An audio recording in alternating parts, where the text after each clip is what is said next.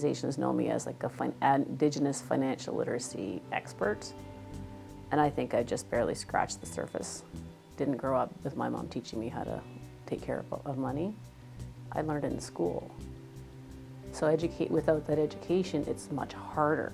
I want to be able to drive change in the communities to increase the financial capacity of our community members. If we can get to the high school students or the grade 7 and 8s and bring up their financial capacity so that they're making decisions for their future, but they can also transfer that into their positions in the First Nations. As much as I've had a really hard life and I've had lots of stresses in my life at various points in my life, it's gotten me here. And I believe that things happen for a reason. And when I was in my 20s, I thought I knew it all. And then I've experienced life and the curveballs that life gives you. And I now feel like I'm more compassionate and more sympathetic to people and their situations.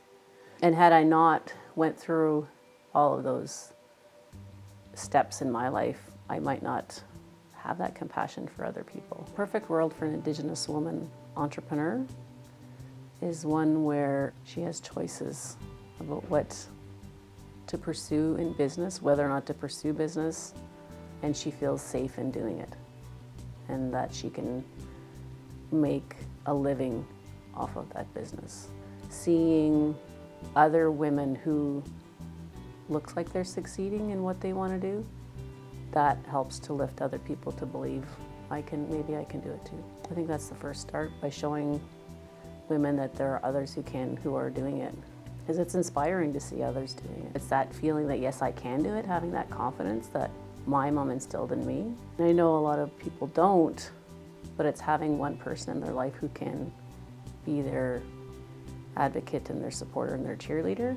And yes, there's going to be tons of obstacles to overcome. If you're not healthy, or if you don't have people that are in your family who are healthy, that's going to impede your ability to succeed and achieve your dreams. If you don't have that education, as much as education isn't everything, if some of that education does help you to understand how to take steps and how to set goals and how to set mini goals to achieve bigger ones, how to analyze a situation. There's so many factors that influence a person's success and whatever they define as success. If I didn't go through everything, if I didn't have the education that I got, if I didn't have the mom that I had or face the challenges that I had, I wouldn't be as understanding of other people who aren't in the same situation as me. And I think that's what it comes down to, is having that compassion for other people and understanding that maybe there's a 20-year-old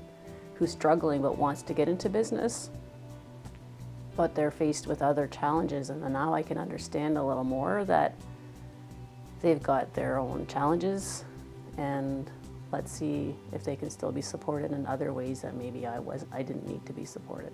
The reward to me is feeling like what I do makes a difference. I would say one other reward is the ability to travel to really cool places.